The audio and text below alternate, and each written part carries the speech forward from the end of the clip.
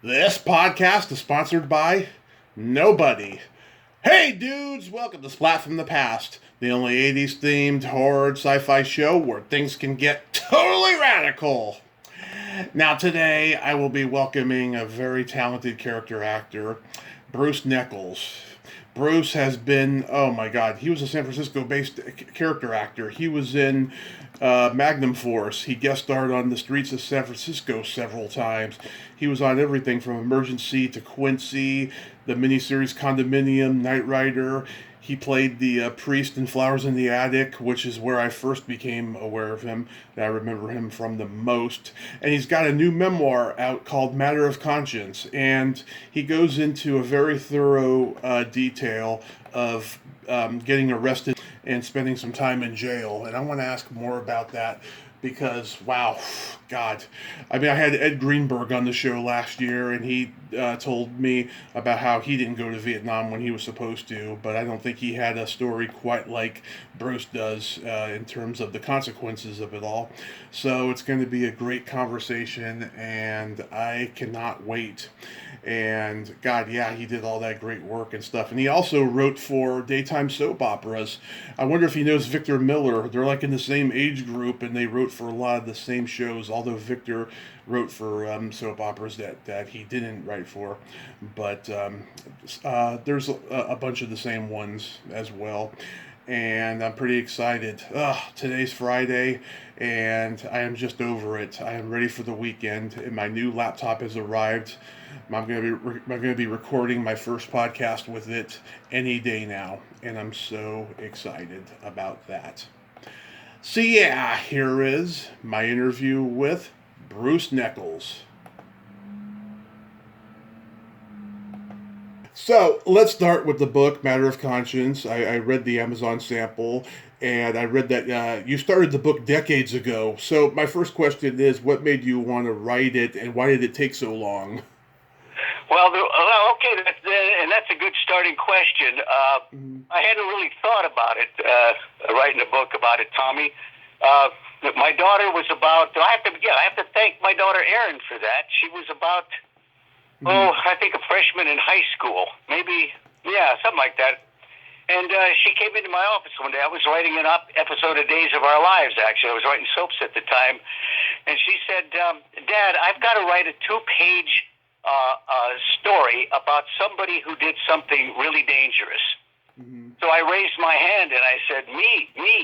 And she said, what did you do? And I started to tell her that I had gone to prison for being a conscientious objector to the Vietnam War. Right. And I told her about an incident that occurred in the San Francisco County Jail. And she said, okay, I'll write that. So she went away, and about 15 minutes later, she came back in the office. She stood at the door, and she said, Dad, I think that's really cool what you did.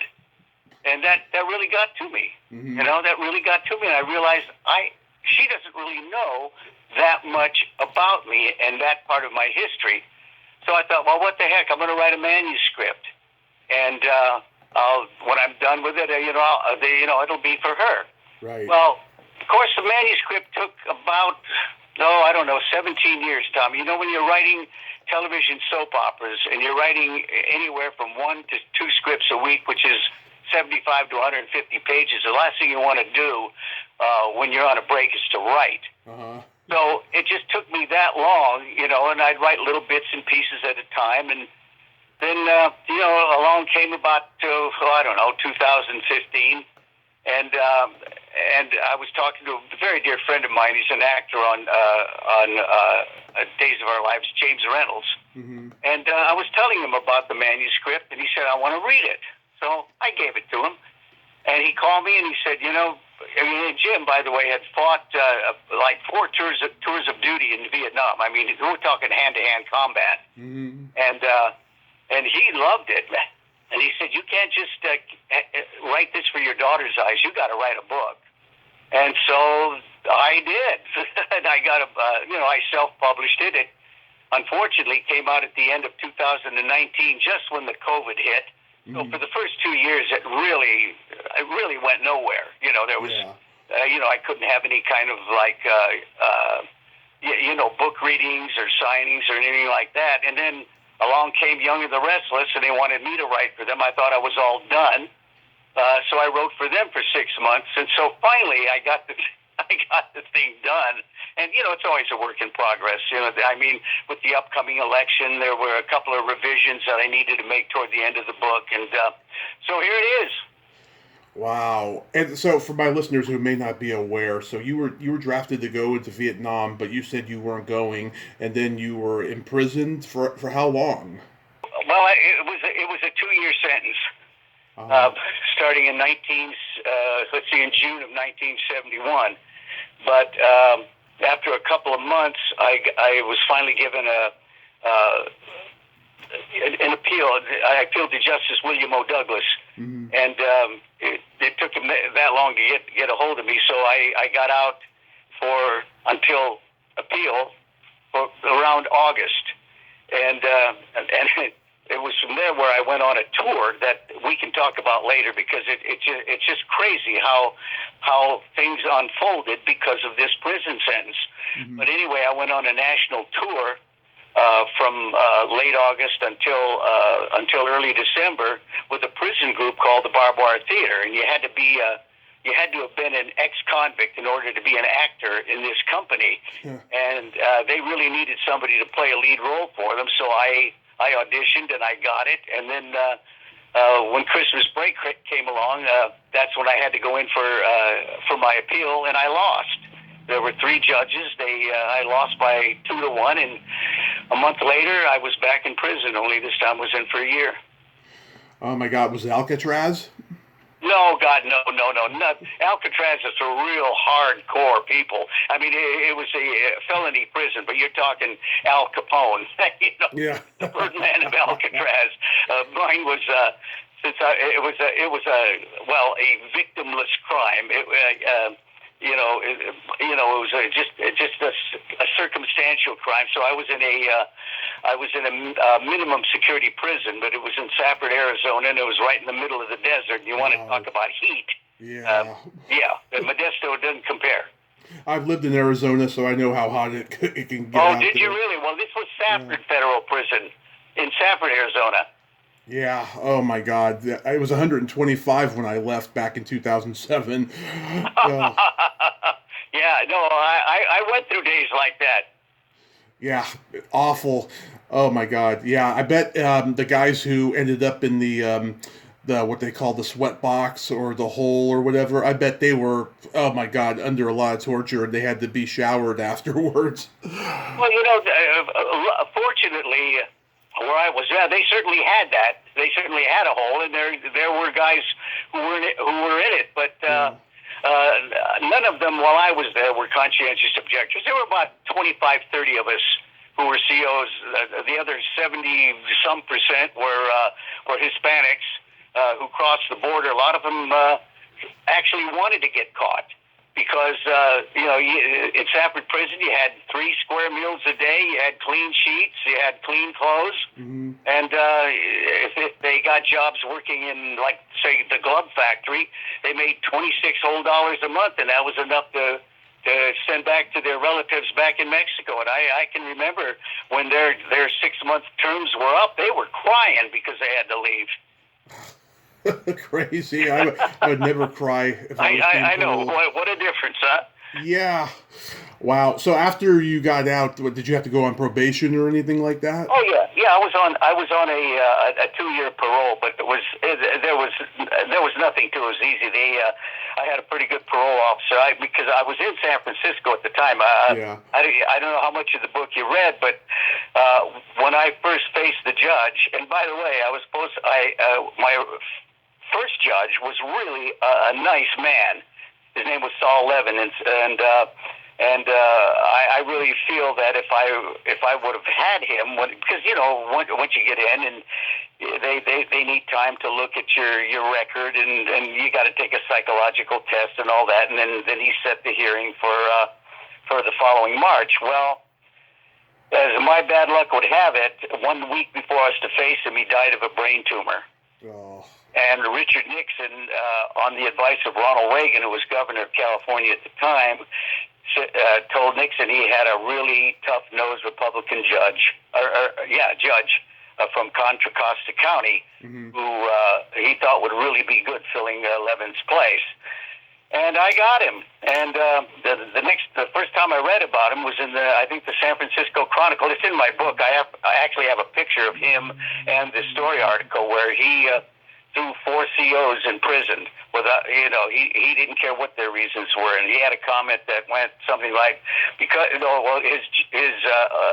one of their attorneys said, my client's crime was a victimless crime. And he said, victimless hell, because he refused induction. Somebody probably went in his place and died. So I figured I didn't have much of a chance, and I didn't. So I pleaded my case, but I doubt that he heard a word of it. He was busy filling out his social calendar or something, and after I finished, he looked up, "So you have anything else to say?" And I said, "No." He said, "Okay, this court sentence." I offered to serve in work in a hospital, any shift, helping elderly, or right down from where I live, Tommy, was Letterman Hospital in San Francisco, and that's where the returning Vietnam soldiers came back there, the American soldiers with, missing legs, missing arms, faces, and I was willing to go there and work with them, volunteer and work with them. And he says, "Well, I want you to serve too. You're going to serve 2 years in federal prison," and that was it. Yeah. But what happened later on was NASA found out that I had been willing to do alternative service. So they came to the prison and they interviewed me, and I was recommended by a couple of other inmates who were working with NASA. And I spent the last 3 months of my prison sentence back in San Francisco at the U.S. Public Health Hospital doing a calcium loss study, which meant I had to stay in a bed for 90 days, not raise my head above my shoulders. My feet were not allowed to touch the ground. And it was quite a study. So, I mean, it was because, when astronauts go up into outer space, if they're there for 2 weeks to a month, when they get down, they've lost calcium, and they've lost muscle in their legs. Yeah. So they can't walk. And, you see them getting out of the helicopter and they're immediately hoisted into another room for quarantine. No, they couldn't stand up. And so part of the program that I worked on was to see how do you supplement calcium loss while in outer space. And the closest they could do to assimilate that for NASA down here was to put volunteers in a flat-out position. Wow.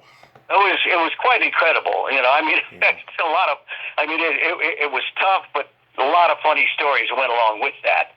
So, but anyway, my sentence ended 2 weeks after, the study ended 2 weeks after I was to be released from prison. So, I gave him a couple extra weeks. And when I got up and got dressed, well, first of all, I couldn't even stand up. My legs were shaking 3 seconds after I stood. I felt like my bones were touching the floor. Wow. And it took me about a month to get my strength back. Then I went out on the tour again. But because of that volunteering that I did for NASA, and because of touring along with the Cage, which, if you want to talk about, it's an incredible story.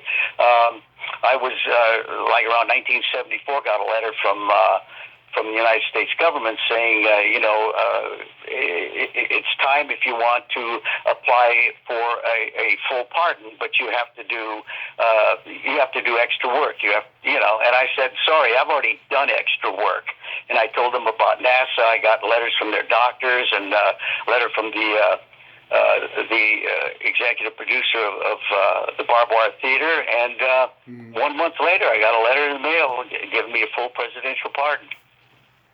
Wow. And were your parents disappointed in you when all this happened? Again, that's another nice question.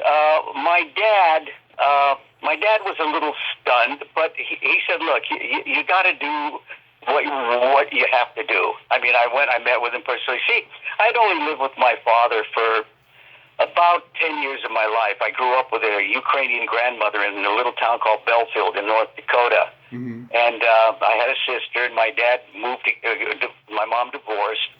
He went to California with her. My mom kept me. but she was a school teacher, so I only saw her during the summer times, and the rest of the time I lived with a Ukrainian grandmother who barely spoke English, you know. So, I now what was again? Give me the crux of that question. Were they disappointed? Did they? Oh, well, yeah. Well, again, my dad was okay. You know, I can't help but to think that he was maybe a little embarrassed, you know, for his friends, and but he was cool. Now, my mother was also living in California at the time. I lived in Merced, Tommy, just 38 miles from Modesto. And so my mother lived in San Jose, or just outside of Sacramento. After she left San Jose, she lived in a little town called Elk Grove. So she was there, and then one day I hadn't even thought about how my mother would feel. And one day there was a knock on her door, and it was two FBI agents.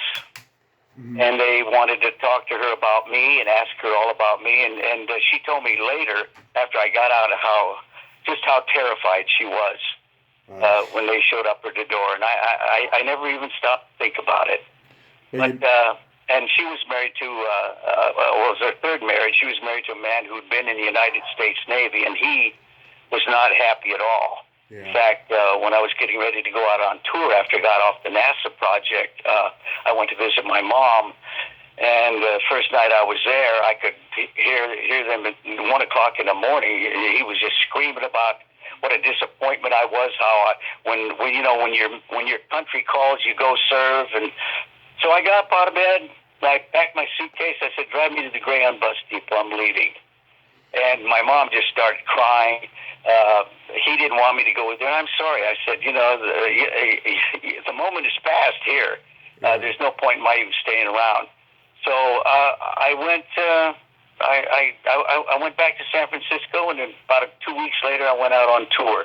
But the end part of this, Tommy, was I got a call. Then he divorced my mother. Okay, so about I'd say maybe 15 years ago, out of the blue, my stepdad calls me, and because my mother had passed away, and he wasn't at her memorial service, and he said, I just want you to know I visited your mom's grave, and I know there's no tombstone I'm going to put on it. And then he paused. He said, look, I just want to tell you that I think you were right in what you did. Oh. So that was a little bit of redemption, you know. Yeah. That was a little bit of redemption. It was for my father too, because when McNamara wrote Fog of War and said we made a horrible mistake, and I think he gave a lot of parents and a lot of guys who didn't go a bit of redemption, a bit of relief. Oh, that's great. That's great, and you've lived to tell the tale. Yeah, that's for sure. So going back in time, I read that you grew up loving the old macho movie stars in Hollywood. So was acting on your radar early on? Oh my God, not at all, not at all. When I was living in North Dakota, I went to the movies by myself all the time. I didn't have a father figure. Yeah. So I related to guys like John Wayne and Robert Mitchum and Randolph Scott and Gary Cooper, you know, but. I had no desire to go into acting whatsoever, although when I was in high school, I was student body president. I did perform in a couple of skits and plays and all that, but there was never even a thought about going into acting. In fact, when I graduated from high school, I didn't know what the hell I wanted to do. And I didn't really have enough money to go to a big college, so I went to junior college. In fact, my first college was Modesto Junior College. And then I lasted there for 1 year, and then Merced College came along 1 year later, and I went there only because a basketball coach named Don Reed showed up at my doorstep and wanted to know if I'd consider coming to Merced to play basketball for him. So that kept me there. So I stayed at Merced College for 2 years, got my degree, and still didn't know what I wanted to do. So I thought, well, now what city do I want to live in for the next 2 years to get my BA degree? And I thought San Francisco. I love San Francisco. I'd been there 2 times. Well, I'd been there for a 49er football game, for a Giants baseball game when they first moved to L.A., and then my girlfriend and I went with another couple because there was this great magic shop on Lombard Street that he wanted to seek out. So we went, and man, I just fell in love with that city. I thought, well, let's do that. So I got out a San Francisco State Handbook at the Merced College Library, and I started going through it. And I'm getting all the way. I'm starting to get to the end of the book, and I still don't find anything that I'm interested in. All of a sudden, there it popped up: radio and television broadcasting. Yeah. So I thought that'd be fun. So I declared my major as radio, TV, film. Did you? And from that, I went into drama. I had to do in a class at the early part of the year, like 2 weeks. I had to do a tape recording of myself doing a 30-second radio commercial. And in front of the class, right? So yeah. I do the commercial, and my instructor, I looked at him, and he was just shaking his head and holding his nose, and I thought, "God, is it that bad?" So I finished the commercial. He says, "Neckels, that was absolutely dreadful. You have no energy. Yeah, you were slurring words," and I was so embarrassed that when the bell rung, I went out the door, down the hallway, made a right to a beginning acting class.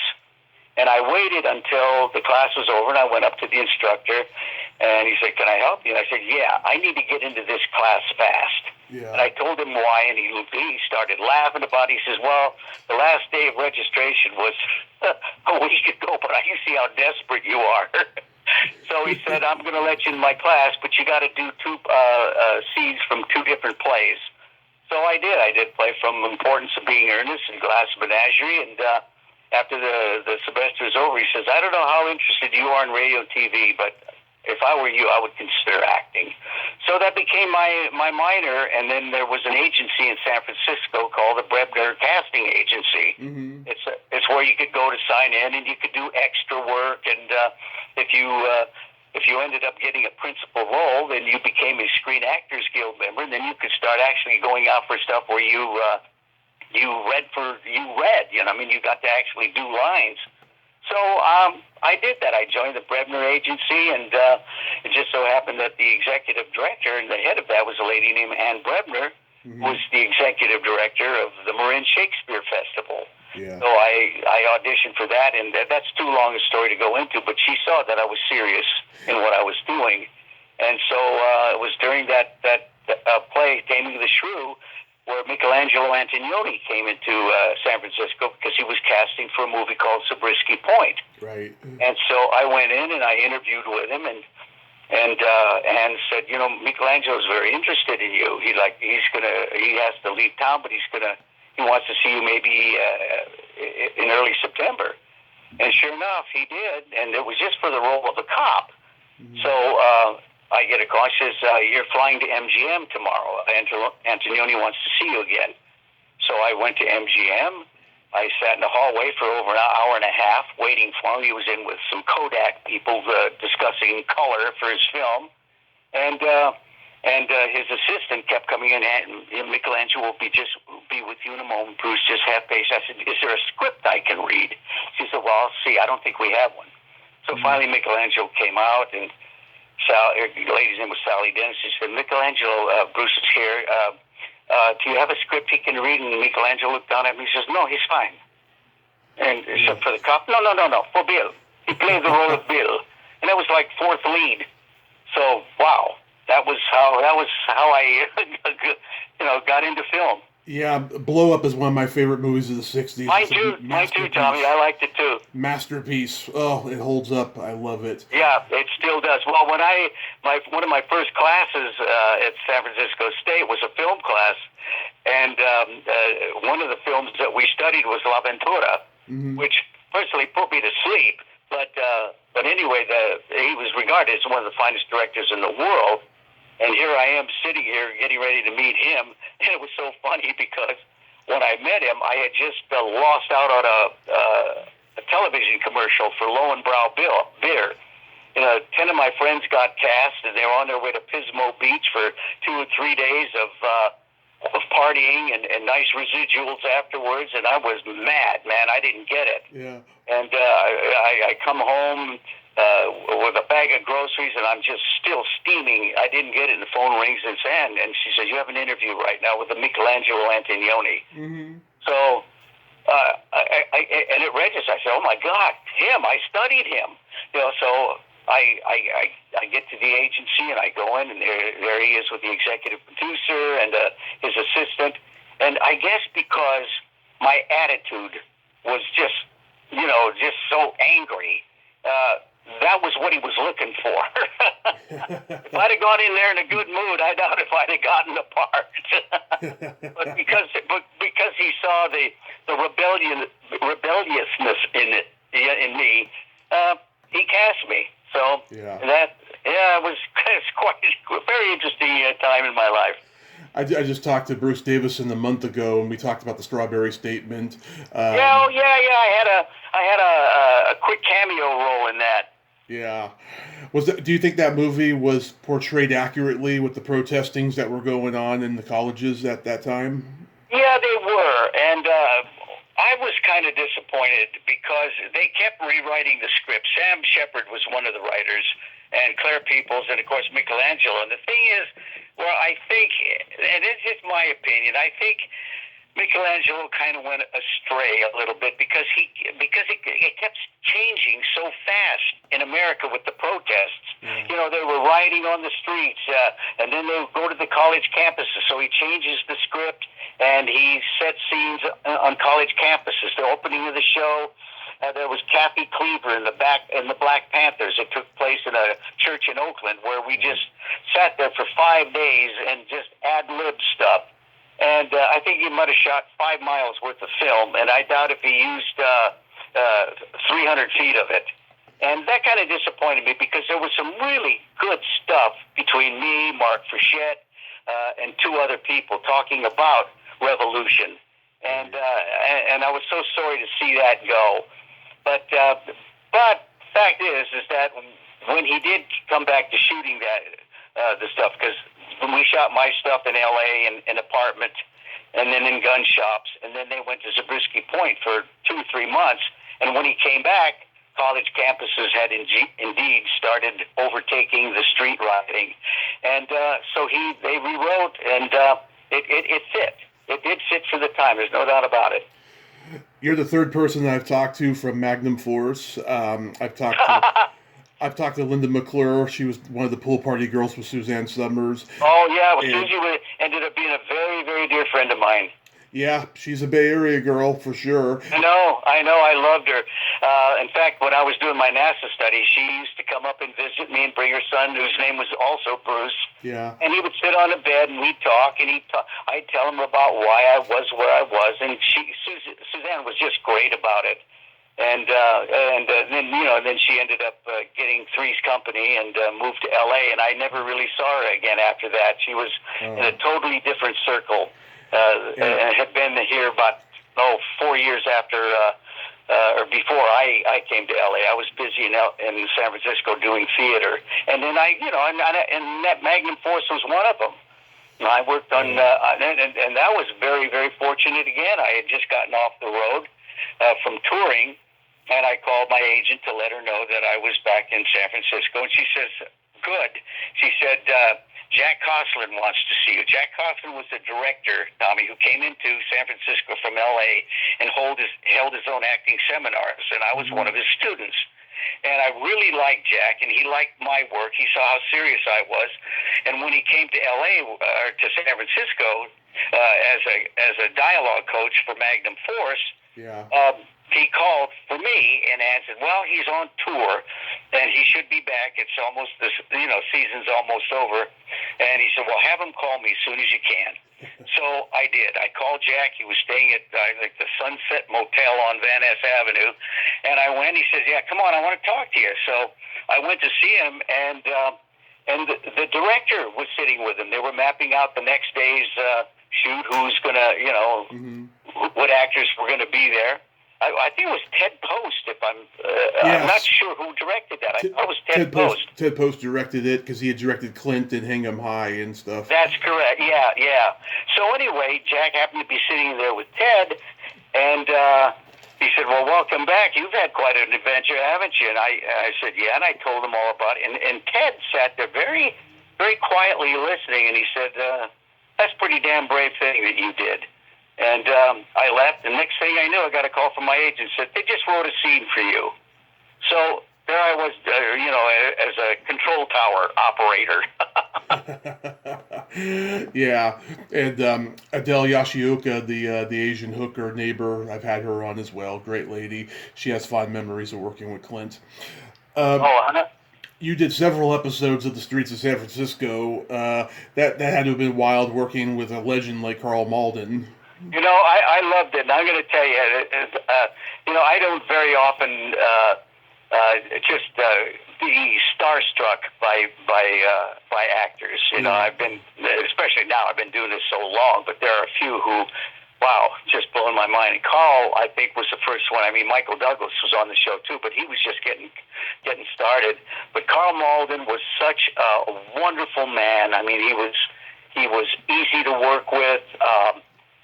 And having seen A Streetcar Named Desire and On the Waterfront, man, I mean, this guy, he was a legend. And I think he had done, I'm not sure if he'd done Nevada Smith then, but I really liked Carl. He was a good man, top-notch professional. And then there's Michael Douglas, and then Richard Hatch replaced him when he went off to go make movies. Yeah. Anything stand out about Quincy? Let's see. What can I say about Quincy? No, not really. I moved to L.A. in 1978, end of September '78, and a very dear friend of mine. In fact, he was ended up being one of my best friends. Was a line producer for a brand new spinoff on Emergency, which they shot in San Francisco, and I got one of the leading roles. And we did two episodes of that, and then they had so much political problem in the Bay Area and Marin County that they said screw it, and that was it. But my friend's name was Gino Grimaldi, and Gino said, "You got to move to L.A. You just got to move here." So about 6 months I'd been doing a play. I did The Rainmaker in San Francisco and Marin County, and as soon as I finished that, I packed up and I moved to L.A. And Quincy was the very first thing I moved. I was directed by Ray Danton was one of the directors. I did 2 episodes, and but nothing really I didn't work with Klugman. I worked with who the heck did I work with? Ray Martinez. Oh yeah. End up doing soap operas for years. In fact, it's funny how this business is crazy. How you never know where you're going to end up and who you're going to end up with. Writing a lot of dialogue for Martinez when he was on Santa Barbara, and I ended up writing for that show. And so that's how I continued my relationship with him. But they're just 2 episodes, and Ray was he was an actor, had a beautiful voice. Oh yeah. But I remember going to location, and one of the actors started talking to me, and I was laughing, and he turned around and he says, "Okay, we got some serious work to do, so let's just concentrate on what you're doing." Boy, that's all he had to say, man. I think I kept that with me forever. Love it. How about Emergency? Well, Emergency, that was the spinoff. They called it Rescue 2 Squad. Right. And it was Randy and Kevin were coming into San Francisco because of the paramedic trucks that we had in San Francisco. They wanted to learn from them, so I played one of the paramedics guys, one of the firemen, and we had several adventures. I never really got to spend a lot of time with Randy or Kevin, but both of them very nice guys. I mean, there's nothing really any fond memory. There's nothing wrong. I mean, the shoots went fine, both of them. But again, I was finally able to make enough money to afford to leave town. Yeah, you played Tony Curtis in Maryland: The Untold Story. Did you get to meet him and hang out with him for research? Oh God, no, nothing like that. I mean, I think it might have been. I'm not sure if it was Chuck Freeze Entertainment who the production company was who did it so long ago. But no, I just had an interview and I had one reading and they cast me. In fact, that you mentioned it, I've forgotten all about it. Yeah, I mean, Catherine Hicks, she's a talented actress. I think she was a little miscast as Marilyn in this. She doesn't have, that look I thought for Marilyn, but, she did fine. I felt I was a little miscast for Tony Curtis. I didn't have that raspy voice, that New York accent. I didn't have that at the time, but anyway, I did that. Just another little experience when you're in San Francisco, you do more extra work than you do actual roles where you get dialogue. Richard Basehart was also in it, and he narrated the first couple seasons of Knight Rider, which you also starred on a couple times. Yeah, well, Gino Grimaldi was the line producer, and he also directed one of the episodes that I was in, where I played an FBI agent. But I did about 10 or 12 of those. A lot of them were voiceovers. But I had like 4 or 5 episodes where I had speaking roles. Yeah, voiceovers, of course, is always an easy gig to do because just show up, and it's your voice. And now, of course, with technology, people can be naked on an island and do it. Well, that's absolutely true. And for me, I lived about 4 blocks away from Universal Studios, so I just walked over there and got into the sound booth and did it and went home. Yeah. My earliest memory of you was when you played the minister in Flowers in the Attic. We're going to talk about that one, huh? Yeah, I got to tell you, a couple of years ago, I reached out to Jeffrey Bloom, and he declined me for an interview, and he said to me, I'm just going to tell you this. Blood Beach was an absolute pleasure to make. Flowers in the Attic was a total nightmare that I wouldn't wish on my own worst enemy. Yeah, well, you know what, and I think I understand why. Jeff was all through it, right? Yeah. Yeah, right. Well, what happened in this one, Tommy? This is a very interesting story, actually. I'd been in L.A. for about 3 or 4 years, and a good friend of mine was very, very good friends with a director named Tony Caden. And Tony had written a movie called Out of Bounds. And he started to become a golden boy over at Warner Brothers, and he wrote some stuff at Universal, for NBC, and so Flowers in the Attic sat up in the attic at Chuck Freeze Entertainment for several years. And nothing happened to it. Well, one day, Freeze decided, well, I got to do something with the movie. He's sitting here. But he didn't like the ending of it. So he called Tony Caden, and he said, Tony, I want you to do me a favor. I want you to come in and direct the last few scenes of this movie. Help me write it, and let's get this thing on. So Tony reads what, the characters are in there, including this priest. And so I get a call one night, and it says, Bruce Neckels? I said, yeah. He said, well, Bruce, my name's Tony Caden. You and I have a friend, Stephen Hawley, and Hawley recommended you for a role. I said, okay, what are you doing? And he explained all about Flowers in the Attic, how he was called in to direct it. And he said, I need you to play the role of a priest. And I said, okay, yeah, no problem, I'll do it. I said, when does it shoot? When do we do these scenes? He said, tomorrow morning. And I said, okay, tomorrow morning. I said, well, is there some way that maybe you can have somebody deliver some sides for me? And he said, well, it hadn't been written yet. So I said, okay. So I show up the next morning, and Tony and I sat in my trailer, and we wrote these scenes. And went out and shot him. That was really it for Flowers in the Attic. I love that. I love that ending. It's epic. I mean, just the fact that she doesn't, she denies that she knows her own children at her own wedding, and then she gets pushed over the balcony. I mean, it hangs herself on her own scarf. Yeah, it is just, oh my God, it is brilliant. Have you ever read the book? maybe years and years and years ago when it really didn't mean anything to me. Yeah. Yeah, it is. It's much darker than the movie, Oh, it and sure is. Yeah. it's a great book and great movie overall. And Yeah. stuff. Yeah. Victoria Tennant is so talented. She was married to Yeah, Steve. she was very nice. I like Victoria. She's a very serious actress, very dedicated, and very business. She's all business.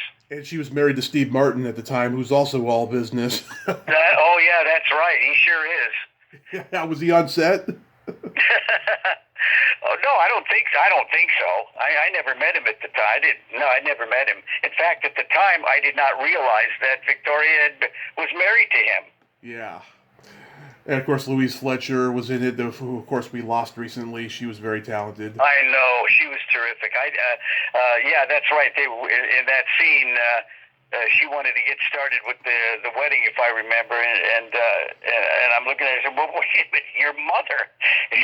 Don't you want to wait for your mother?" She said, "No, we start now." So that was my scene with Victoria Tennant, and I never met Louise. Yeah, very talented. Remo Williams' The Prophecy was a pilot, and I remember the movie very well. My brother had a poster for it when we were kids.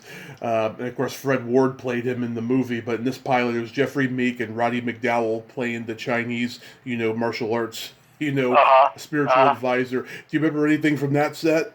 Well, I've got a very interesting story on that regarding Fred Ward. Uh-huh. And we go back to San Francisco.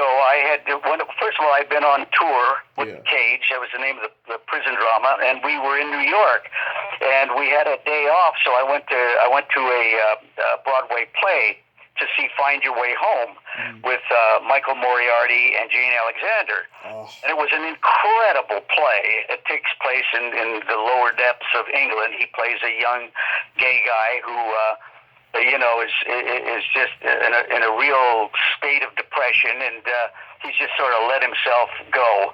And because he had a wonderful affair with an older man who just, after 6 months, ran out on him.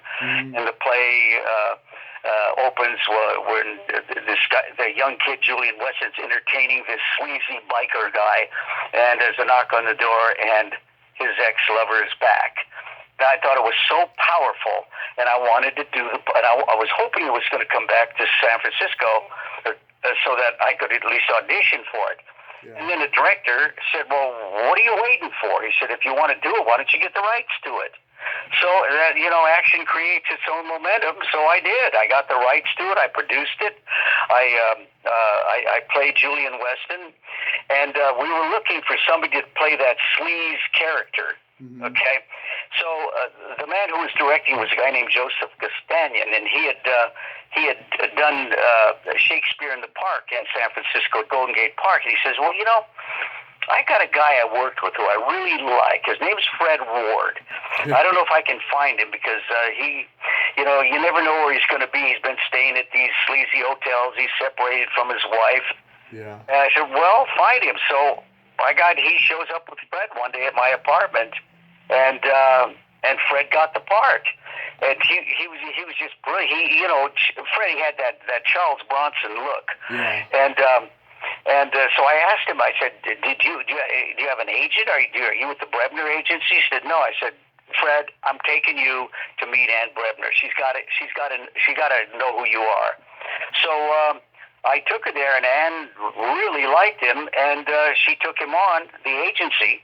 And at the end of on the last day of the play, Tennessee Williams came in from Palm Springs because he wanted to see this version of it, and he actually cast Fred to do a play that he had just written. It didn't go anywhere. It wasn't that good, and I don't know. I felt Fred was very uncomfortable with it. But the next thing I knew, he was doing the play Gus Grissom. And his career took off very well. And then he did the Remo Williams. I met with him a couple of times when I came to L.A. and we had lunch and then talked about stuff. And then he went on his way, I went on mine, and then, next thing I knew, he had passed away, and I was shocked because this guy was always in such good shape. Yeah, very. Yeah, he did a lot of physical stuff. You know, he's an action kind of a guy. Oh, absolutely, and he was very, very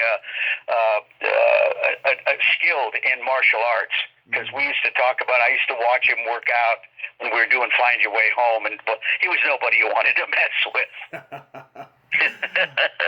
So, what made you get into writing daytime soaps? That was a fluke. That was first of all, I'd liked writing anyway, and my wife.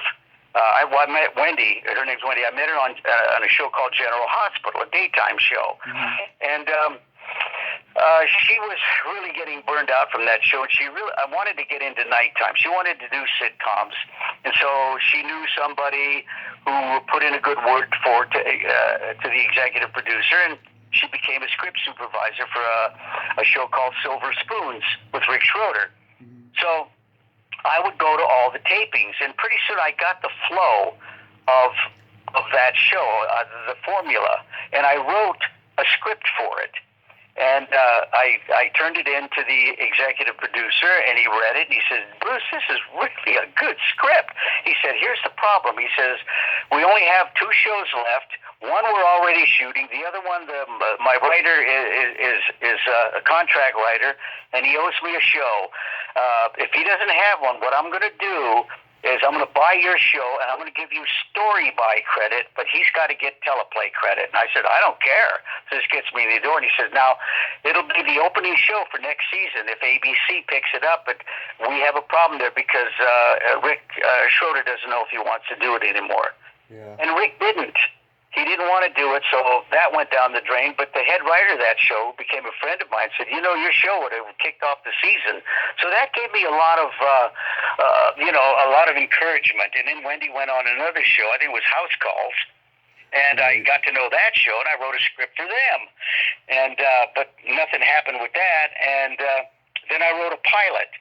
And it just so happened that the executive producer of a show called Generations had asked me to write this pilot a couple of years ago, and so I'd written it, and it just sat there, did nothing. The man who had asked for the show, he hadn't paid me a dime for it, and it just sat there and went nowhere. Well, then here we come in 1988. And a writer, executive producer named Sally Sussman wrote this show called Generations. It was a really breakthrough soap opera. If any of your listeners will remember it, it has to do with a half black, half white cast. And, her show, there were no servants or waiters or,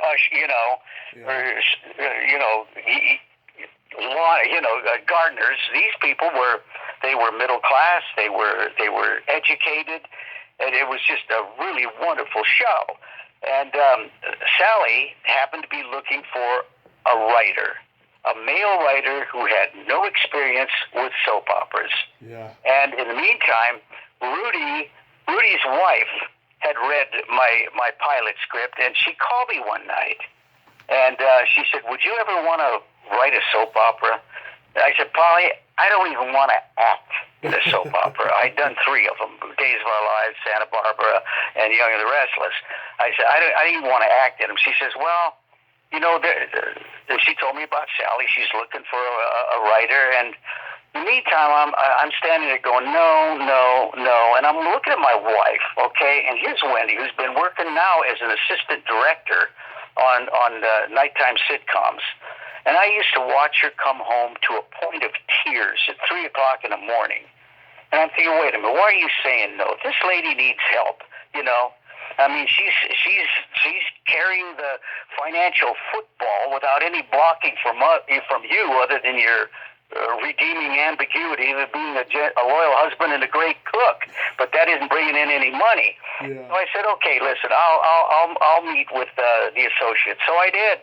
She read my stuff, and she said, "Darling, your money in the bank," which I thought was a crock of baloney. I thought, how Hollywood can you get with that line? But it panned out. I wrote a spec script, and the next thing I knew, I was invited to attend a story meeting because Sally wanted me to see how soap operas were structured. She said, "I just want you in for the first 2 weeks, and then I'll give you a script." So I went in for the first 2 weeks, and I actually offered some opinions of storyline, and 98% of them were rejected. Yeah. But at least I came up with stuff. And then after my fourth and final meeting, she said, after the other writers left, she said, "Bruce, I want to talk to you." And I thought, "Oh God, so that's it. I'm going to get paid for a spec script, and that's it." And she said, "I want you in every single meeting."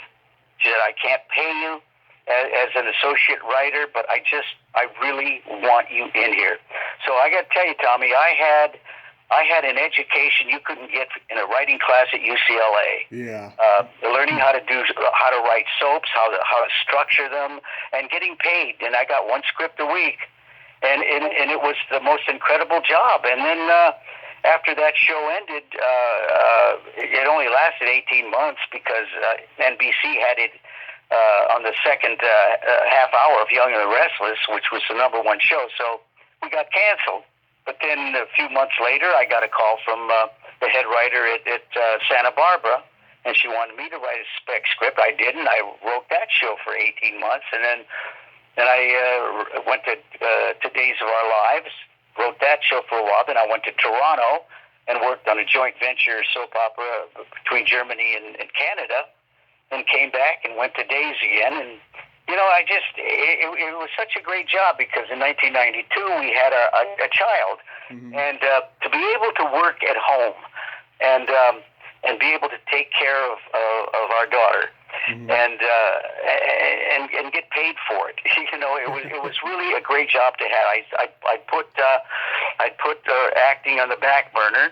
Yeah. And just started writing, and I was good at it because I had the experience as an actor, and I know the fear that an actor has when they get a call to do a one-day job and they've just got the dialogue, and I know how they lay awake at night in bed sweating about memorizing those lines, because in soap operas you don't have time to screw around. I mean, you get in there and you do the line, and you go.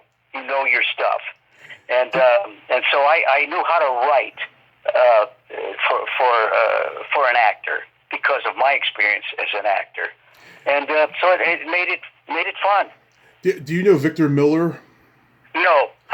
Oh yeah, he was a soap opera actor same time as you. He did Guiding Light, Another World, and then he he was in New York. Okay. Victor was in New York. I wrote the LA shows.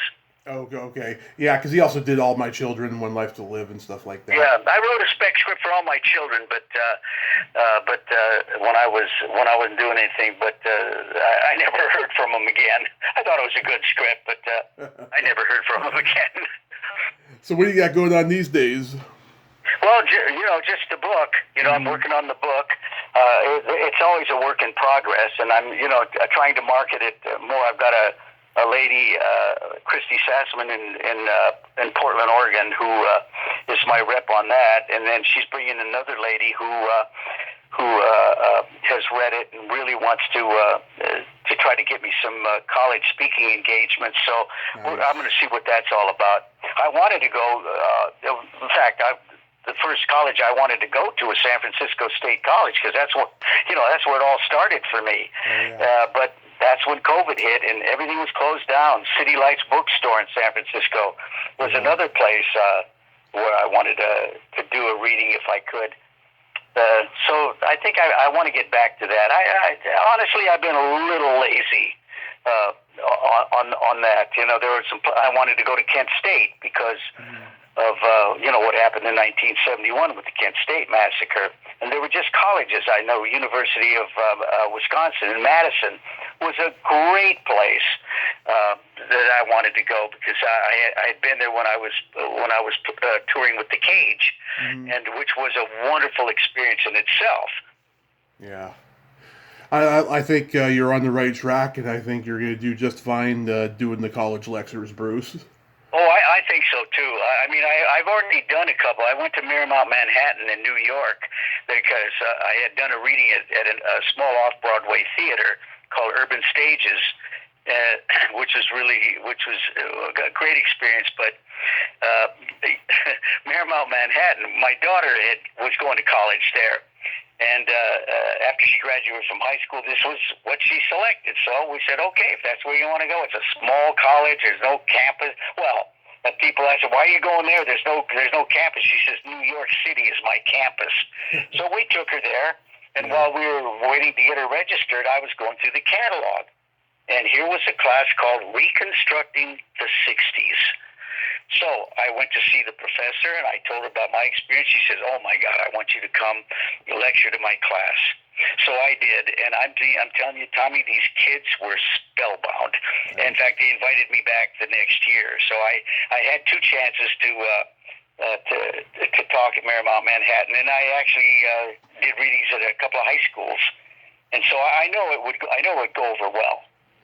Wonderful, wonderful. So Matter of Conscience is available on Amazon. Is it on Kindle? And do you have a website? Yeah, it's on Kindle. Get it now for 99 cents because my PR lady says, Bruce, bump it up to $3.99. Do you have a website? I'm gonna have to get back to you on that, Tommy. It's been so long since I've even checked it out, but it's a good website. Yeah, I mean it'll really give anybody who's interested a great overview about it. So I'll get it back to you. Fabulous. You have yourself a great day. Thank you so much Thank you, for coming Tommy. on. And be safe out there. I will, and you too, and enjoy that city of Modesto, man. I'll do my best. Okay, Tom, thanks for the privilege. It was a lot of fun. My pleasure, sir. All right, bye-bye. Well, there you have it. Bruce Neckels, ain't he a cool dude? Oh my God, what a nice man. Great sense of humor there, great stories. I'm so glad we got to talk today. And my weekend begins now. Well, until next time, this is Tommy Throwback Kovac saying there's no shame in living in the past because the present sucks. Later, dudes.